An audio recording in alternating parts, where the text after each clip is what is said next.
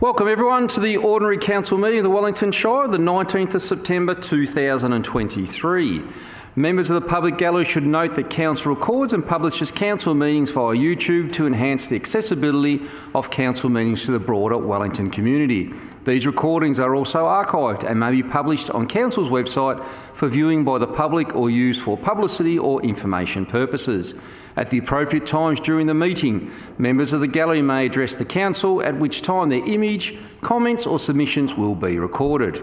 Members of the public who are not in attendance at the Council meeting but who wish to communicate with the Council via the online web form should lodge their questions or comments early in the meeting to ensure that their submissions can be dealt with at the end of the meeting. Please could gallery visitors, councillors and invited online attendees ensure that mobile phones and other electronic devices are turned off or in silent mode for the duration of the meeting. Wellington Shire Council acknowledges our offices are located on the traditional lands of the Gunai-Kurnai Nation. We pay our deep respects to their elders, past, present and future, and acknowledge their ongoing cultural and spiritual connections to their land and waters. We have one apology, Councillor Mackenzie. Do we have any declarations of conflicts of interest? No. In that case, could I get someone to move item 3.1, adoption of minutes of previous council meeting? I'll move Councillor that, Wood. Thank you. I move that Council adopt the minutes and resolutions of the ordinary council meeting of the 5th of September 2023. And someone to second that? Councillor Marr. Is that motion opposed? If not, that motion is carried. Happy with that, Councillor Wood? Item 4, business arising from previous meetings, there are none. Item 5, acceptance of late and urgent items, there are none.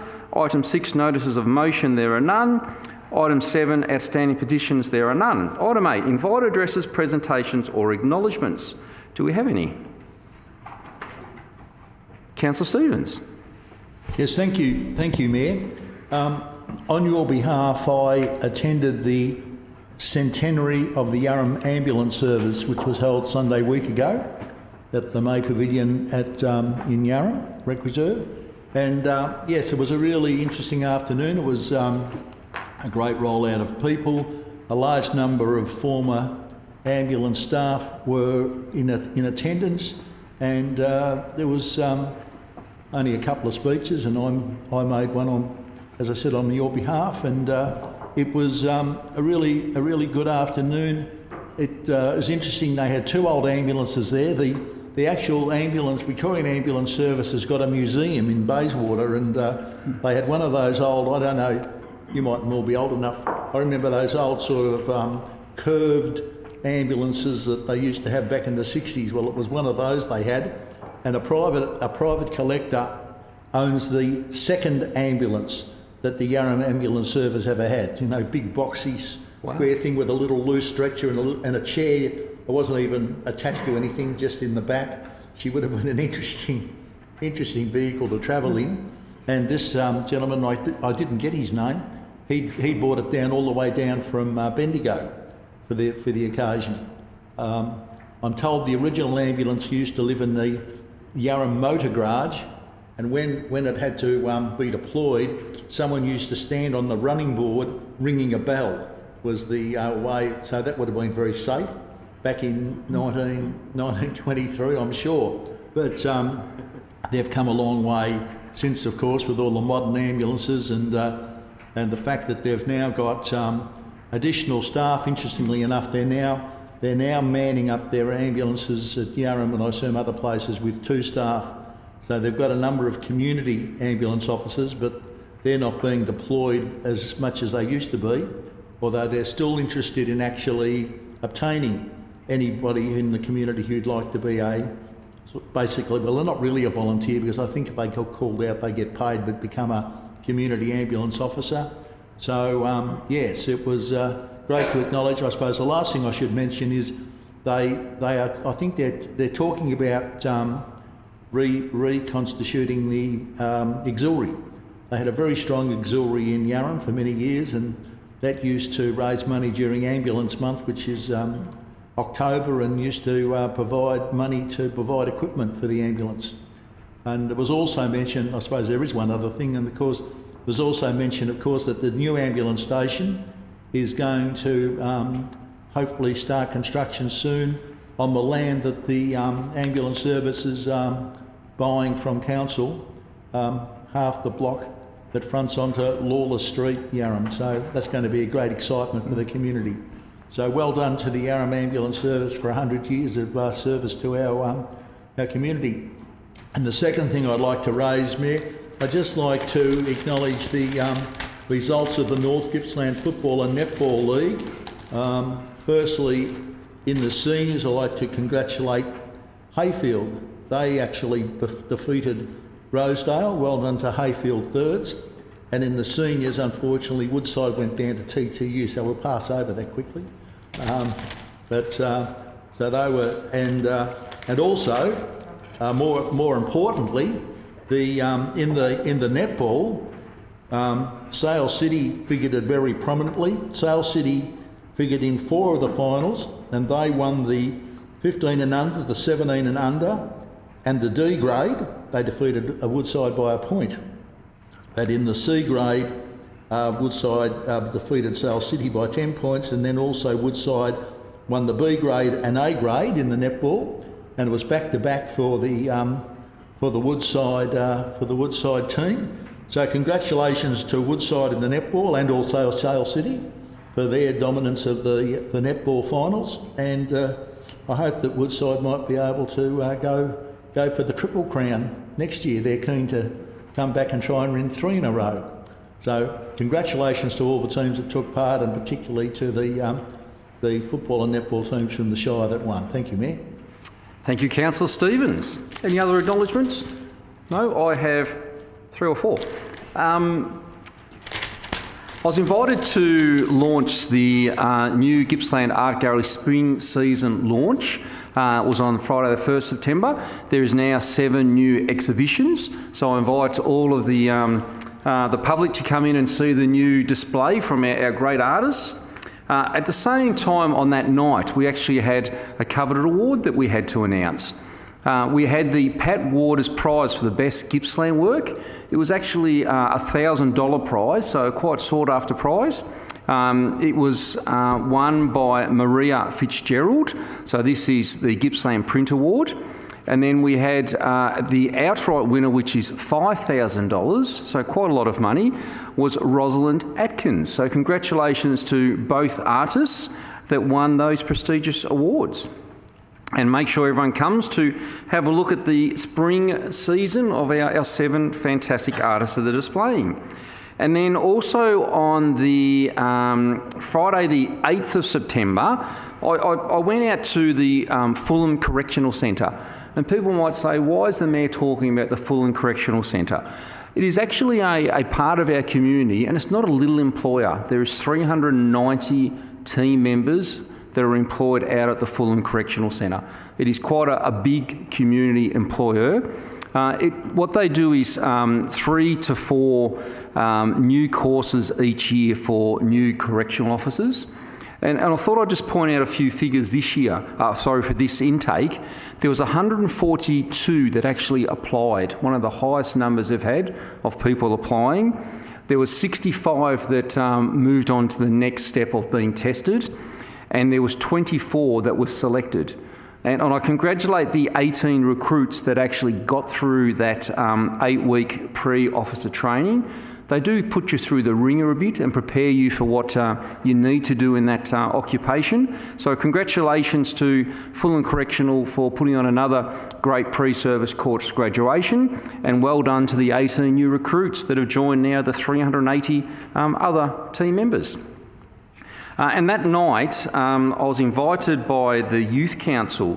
And look, I must say our Youth Council do a fantastic job. A big thank you to our Youth Mayor, Chloe Bethune, and Deputy Mayor Lily Reynolds, and the rest of the Youth Council members. What they do is they organise the Wellington Youth Art Prize. So we had to announce the winners for that. And I thought I'd just announce those again. The 12 to 15 year category, which won $150, was Isabel Klein. The 16 to 19 years, which was a $250 prize, was Leah Bratovic, and the 20 to 25 years, which was $350, was Georgie Donoghue. So congratulations to the young artists. They're on display upstairs here outside the council chambers for anyone to come and have a look. And again, thank you to our youth council, which does a fantastic job out in the community for the youth. So well done. There is item 9, questions on notice. We have none. Item 10.1, Mayor and Council's report, August 2023. Do we have someone to move that, please? Councillor Ripper. Thank you, Mayor. I'd like to move that the Mayor and Councillor's report be noted. And seconded by Councillor Wood. Is that motion opposed? If not, that motion is carried. During the month of August, there was 34 events that the councillors, including the Mayor, attended. And one of the highlights was that Gumnuts Early Learning Centre official opening of Threes Kinder in Sale, and Mayor By attended. And also Mayor By, the CEO, Mr Morecambe, attended. Minister for Eastern Victoria, Harriet Shing MP, for a discussion. Also, Valencia Creek Hall project, a thank you event, was attended by Councillor Crosley and myself, and that was a nice evening. That all these people are volunteers, and they put in so many hours of work to keep that hall going. And also Councillor Community Conversation, a visit to the Rosedale region, was Mayor By, Councillors Mackenzie, Crosley, Wood, Stevens, Ripper, and our CEO, Mr Morecambe. The Gippsland International Winter Festival, All Breeds Dog Show, was opened by Mayor By and myself attended, and also the Gippsland Rally official opening in Sale was attended by Mayor By and Councillor Mackenzie. And also the Offshore Wind Green Hydrogen Summit in Melbourne was attended by Mayor By. And Mayor By, very busy, meeting with the Federal Climate Change and Energy Minister, Bowen MP, in Melbourne. And on the 31st of August was day one of the Gippsland New Energy Leaders event in Sale, and this was attended by Mayor By, CEO Mr Morecambe, and there was a dinner in the evening that was also attended by a number of our councillors. So thank you very much for all those councillors who get out and about in our community so that we can be seen, and also it gives an opportunity for our community to speak one-on-one with our councillors. Thank you. Thank you, Councillor Ripper. Item 11, is there any delegates reports? No. Item 12.1, Audit and Risk Committee member appointment. Someone to move that, please. I'd like to move that, Councillor Mayor. Marr. I move that Council appoint an independent member to Council's Audit and Risk Committee for a 2-year period in accordance with its charter, commencing 29th of October 2023 and expiring 28th of October 2025, based on the recommendation in the attached confidential Audit and Risk Committee member appointment evaluation report of this council meeting agenda, and 2 as read. And can I have someone to second that, please?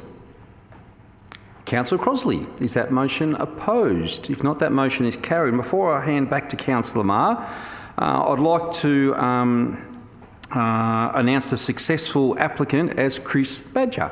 Well done, Chris. Councillor Marr. Thank you. Council maintains an Audit and Risk Committee in accordance with Section 53 of the Local Government Act 2020. It's a formal appointed committee of council comprising 2 councillors and 3 external independent persons, and the current appointment is due to expire in October 2023. To fill this position, an expression of interest process was undertaken, with nominations closing on the 8th of August.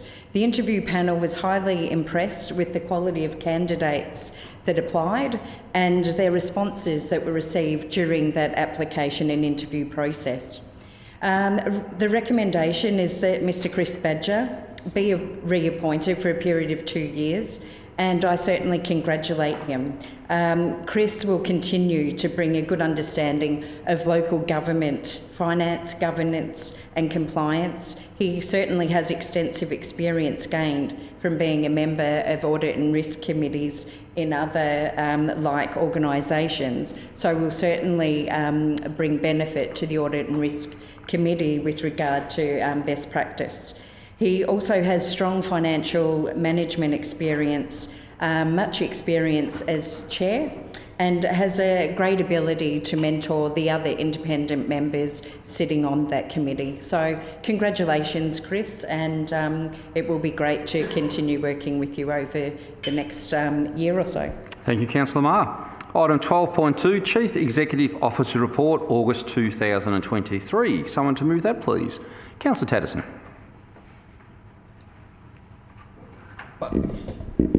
Thank you, Mayor. I move that the Chief Executive Officer's report be received. And someone to second that? Ooh, I'm going to go with Councillor Wood because I couldn't take you two apart. Is that motion opposed? If not, that motion is carried. Councillor Tatterson.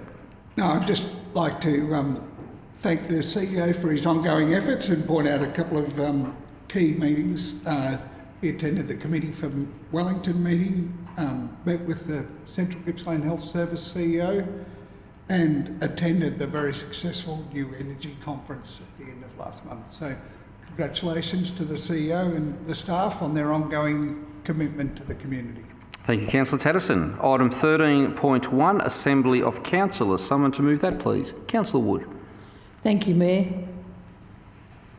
I move that the Council note and receive the attached Assembly of Councillor records for the period 28th of August 2023 to the 10th of September 2023. And seconded by Councillor Maher. Is that motion opposed? If not, that motion is carried. Happy with that, Councillor Wood? Yes, happy with that. Thanks, Mayor. Item 13.2, Audit and Risk Committee Minutes. Someone to move that, please. Yes, thank you, Mayor. Councillor Stevens. I'm happy to move that Council receive and note the minutes in brief of the Audit and Risk Committee, 29th of August 2023 as attached, and the confidential attachment Audit and Risk Committee minutes of 29th of August 2023, and point to the recommendation in point 2, I'll move that as set out in the agenda. Thank you. And someone Mayor. to second that? Councillor Ripper. Is that motion opposed? If not, that motion is carried. Councillor Stevens. Yes, thank you, Mayor. We had a very good meeting on the 29th of August with a great deal of discussion. I suppose one of the highlights of that meeting was the receipt of the latest internal auditor's report, and councillors will be aware that I think we attempt to complete probably at least 2 or 3 internal audit reports every year. The latest one was in relation to payroll and management of the payroll system. Very pleasing to note, I think there were 3 recommendations but nothing major, so it's excellent that we're maintaining a robust and well managed payroll system for our over 500 employees. So that was good. We were also in the process of calling for an appointment of a new internal auditor. I forget how many years we appoint the internal auditor for. I think it may be 4 or 5. Maximum 9. Yeah, and so we need to complete that process. HL Man Judd have been our internal auditor for several years now, so we will see how that works out. Another interesting part of the Audit and Risk Committee at the 29th of August meeting was the annual review of performance by each of the members. The members, Mayor, have to conduct basically, I suppose, their own review of how they've seen the committee perform during the last year. And generally speaking, there was a very positive response from the members, and so overall, I think each individual member and we don't know. It's not actually identified, so it's in confidence review, and the general outcome was that the Audit and Risk Committee is working really well. And I suppose I should congratulate the outgoing Chair, Chris Badger, on his reappointment. He has been a strong leader of the committee and has a great deal of knowledge, and our independent members, even our councillors, should be, I don't know, self-praise is no recommendation. I think I'm the weak link sometimes, Mayor, in the Audit and Risk Committee, but the members of the Audit and Risk Committee do work very effectively. I think we talk about issues and ask, and well, the others, they will ask intelligent questions, and the officers and the committee do come. We end up with really, I think, positive outcomes. Health and safety, risk management have been strong issues. We also discussed the strategic risk, and I think it's really positive to know that the council is heading in a really good direction with its health and safety, risk management. Of course, risk management's been discussed quite in depth at workshops in recent times, and we've adopted an updated health and safety report. So overall, it was a good meeting and with good positive outcomes, Mayor. Thank you, Councillor Stevens. Item 13.3, in principle approval of draft 2022/23 financial report and performance statement. Someone to move that, please. I'm happy to do that, but I've just got to find the page. Hang on, just 1 second. If you look on the screen behind me. Yeah, but I haven't got my bright glasses on. Sad when you're older. Hang on, just 1 sec. Bear with me for a second. Yeah, I know where I'm going. Hang on. No, there's too many pages between the last two items, Mayor. A sec, I'll get there. Oh. What's that? Just use the same words, you reckon? I might have to change glasses, it might be easier. But sorry, Mayor. The council. What is it? Don't be like that. Oh, hang on, sorry. It's taking me a long time to find this. I thought it'd be easier. Oh, geez, just a sec. Oh. Just talk amongst yourselves for a moment, you know. Can you tell a joke or two, Councillor Rossetti?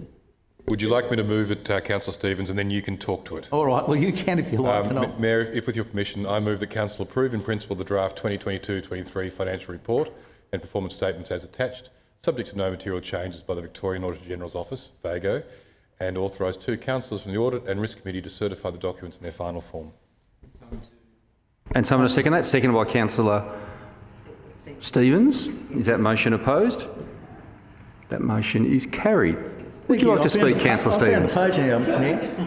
So yes, this document was considered by the Audit and Risk Committee at its special meeting last Tuesday, and there was interesting, and there were a number of questions asked again by the members.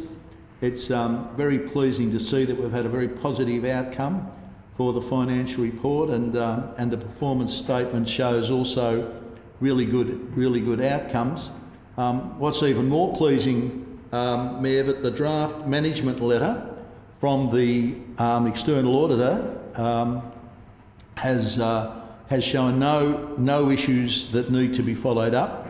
There was one issue from last year in relation to rates and charges, which has been actually effectively contained and fixed. So we are hopeful that we won't receive any nasty last-minute updates from VAGO like they did last year and made some changes that we had to, which they made changes to everyone's, I think all of local government, which came pretty much at the last minute, Mr CEO from memory, Mr Acting CEO. And so it's a very good report. I would just like to publicly congratulate the management team and the staff in our accounting division for the work they've done, because there's a huge body of work in the preparation of the annual statements and the performance statement, and it's really, they can be very proud of the work they've done and the outcomes they've achieved for this year's financial statement. Once we proceed, once we wait and get the tick from VAGO, we will finish off that annual report, the performance statement, and together with the other details, they will form part of the annual report, which of course will be published for public consumption, and I hope that people do read the document, because it gives the overall papers give a very clear a report of where council's at, what the council's achieved for the year, and I think we can all be very happy with the outcome. Thank you, Mayor. Thank you, Councillor Stevens. Item 13.4, Election Period Policy Review. Someone to move that, please. Councillor Crosley. Thank you, Mayor. I move that Council approve the revised election period policy for a 14-day community engagement period from the 20th of September 2023 to 4th of October 2023. And someone to second that? Councillor Marr. Is that motion opposed? If not, that motion is carried. Councillor Crosley. This document is to make sure that during what used to be called the caretaker mode, and that's really what people think of it, is that there's good governance and a fair play, so there's no advantage for sitting councillors and everybody knows their roles and responsibilities. So this goes out for short consultation and then will be implemented for the next elections in October 2024. Thank you. Well said. Thank you, Councillor Crosley. Item 13.5, Progress of 2021 to 25 Council Plan Quarter 4 2023. Someone to move that, please. Yeah. Councillor Crosley. Thank you, Mayor. I move that the Council receive the attached update on progress of the 2021-25 Council Plan for Quarter 4. And someone to second that? Councillor Ripper. Is that motion opposed? If not, that motion is carried. Councillor Crosley. Thank you. The Council Plan is our lead document for all the projects and programs that the Council does.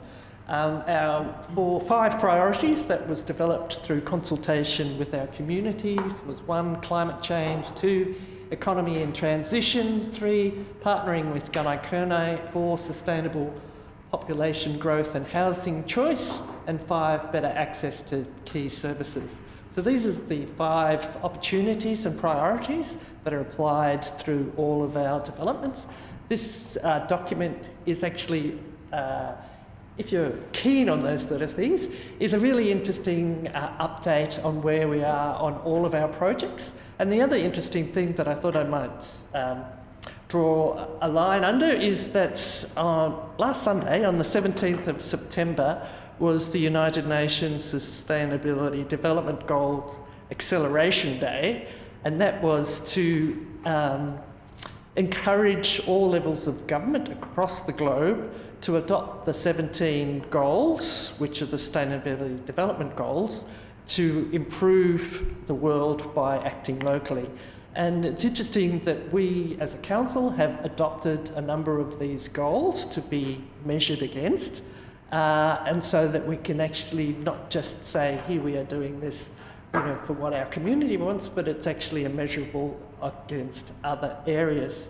So I'll just give you an example of that, is with the outcome of 1.3, the natural environment is valued, protected and accessible. That's in our council plan. And so the indicator of success is that the percentage of households located with 400 metres of quality open space, and that's an SDG, which is the Sustainable Development Goal 11.7.2. And then we can measure in 2014, it was 73%. So our actions, we are now at 85% of our target for the end of this plan. So it's really clearly laid out and measurable. It was also interesting that at the recent Cities Power Partnership Conference, which is connecting local government across Australia to accelerate climate action within the sector, they actually were encouraging councils to adopt the SDGs, and there's been 2 local forums at the Morwell Innovation Centre also encouraging organisations to adopt the SDGs. So I can happily say that Wellington is leading again in adopting this global measure so our community can assess where we are, and it also gives us an indication of how we are travelling and a very key way of measuring our success. So I think congratulations to the officers, and I think we all need a pat on our back because we are really leading the way in measuring and good governance of our plan. Thank you. Well said. Thank you, Councillor Crosley. Item 13.6, Microsoft Agreement. Someone to move that, please. Councillor Marr. I move that 1. Council adopt the recommendations contained in the confidential attachment Municipal Associations of Victoria MAV Tender Evaluation Recommendation Report Contract NPN 2.17-3, and 2. That Council approve the renewal of the Microsoft Enterprise Agreement for a period of 3 years, and 3. I'll take that as read. And seconded by Councillor Rossetti. Is that motion opposed?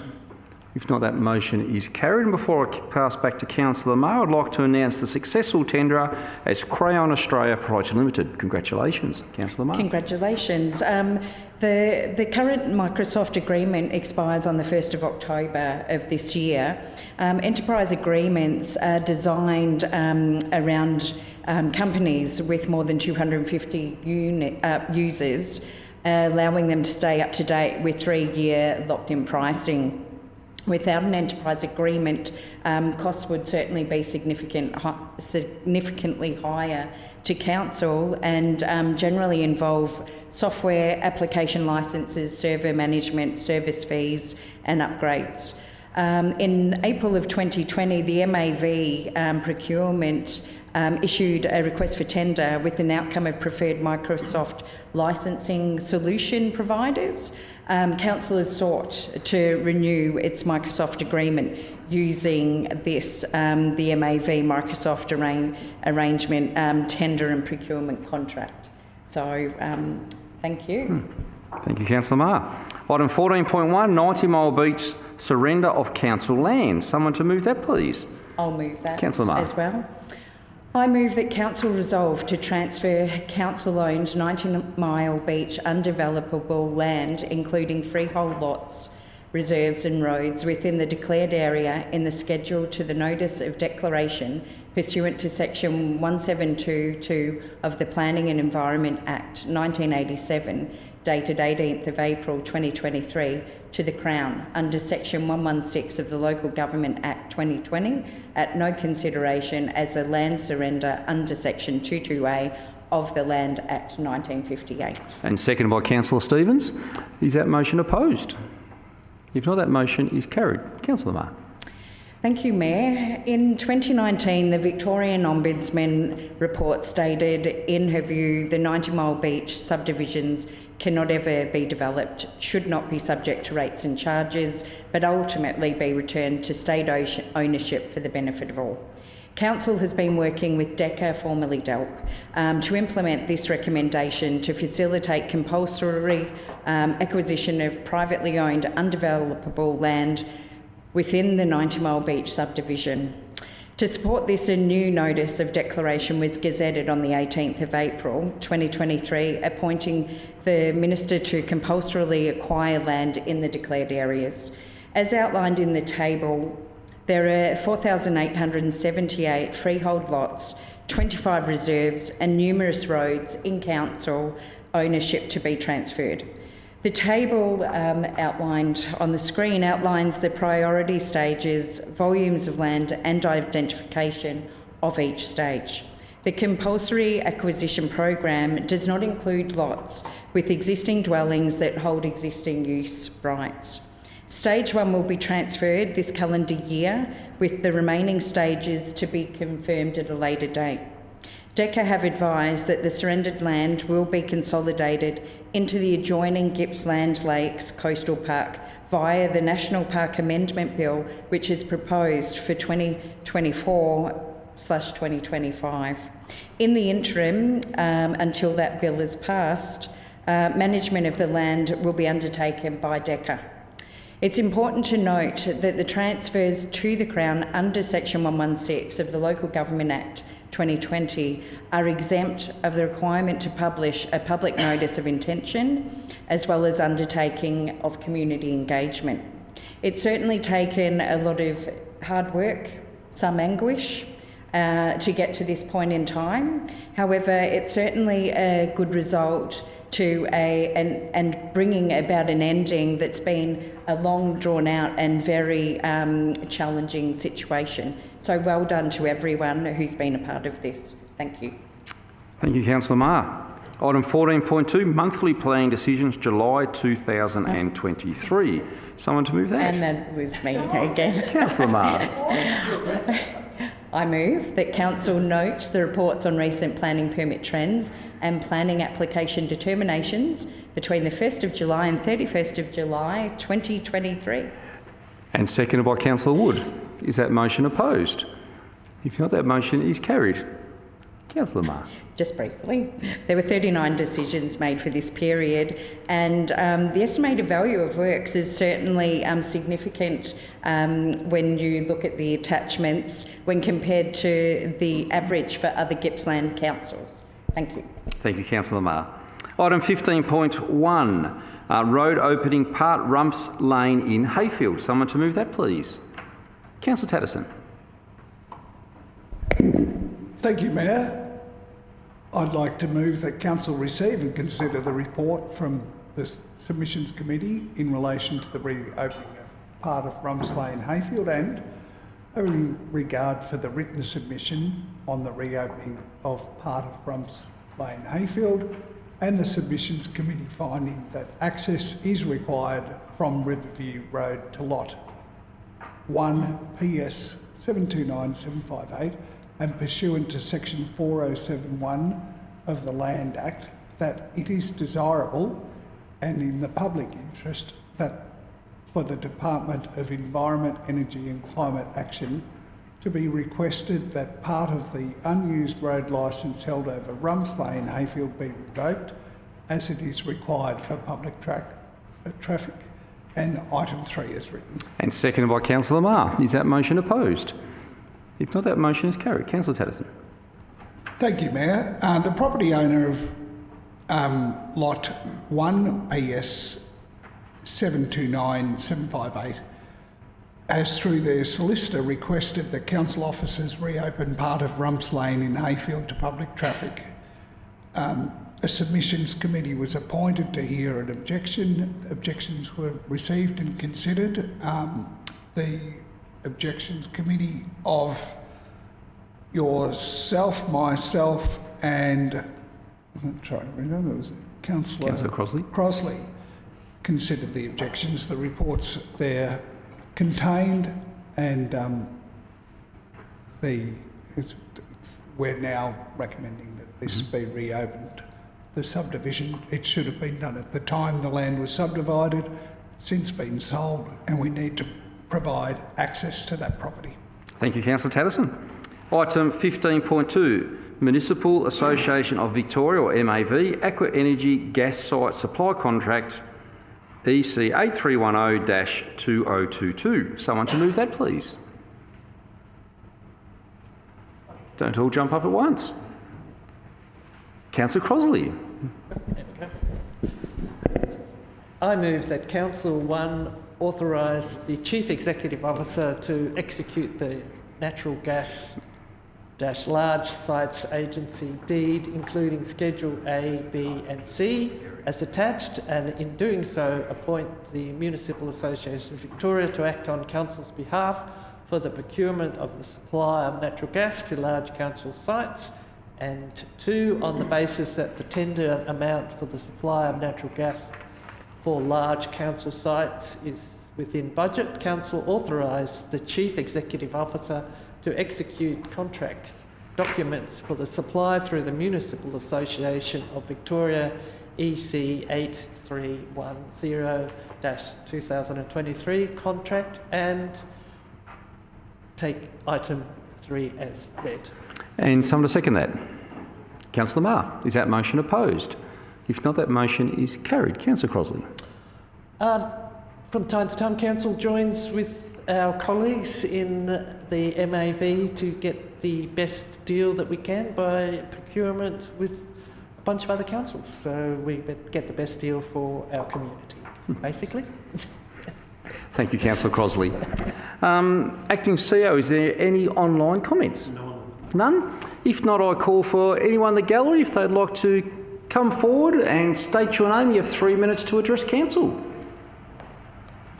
Sorry, I'm Graham James. I live in Gillendale and I'm in the middle of what is the proposed Gillendale wind farm. I'd just like to make the point that Synergy Wind insists that they are communicating with the public. They have failed yet again. Their EPBC application was lodged, accepted, and they did not bother to inform any of the people. They have email addresses of a whole lot of people. They have put a notice in the paper. I notice Gary has the bridge, but like all of their announcements, it's mostly in small print that you can't read. It's on a blue background, and this time normally it's on a black background, which makes it even harder to read. But again, no. Well, it only went up on their website after I jumped up and down, so they were hoping that it would just slip through under the radar again.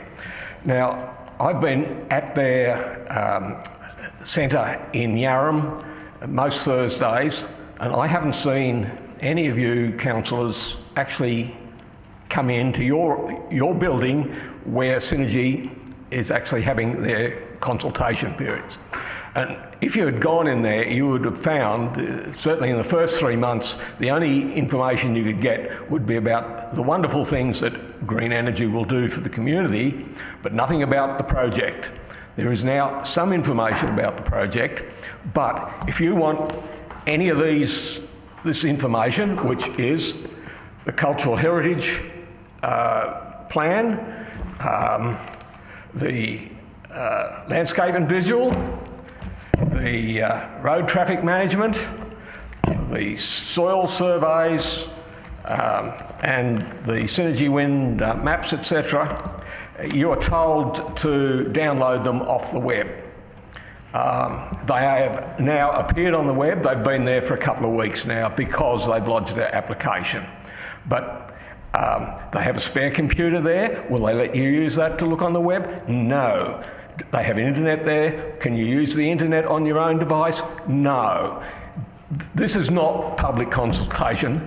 They're hoping to slip this through by stealth, and it's not going to work because I'm not going to let them. Thank you. Thank you, Graham. In that case, I will close the meeting at 5:42. Thank you, everyone.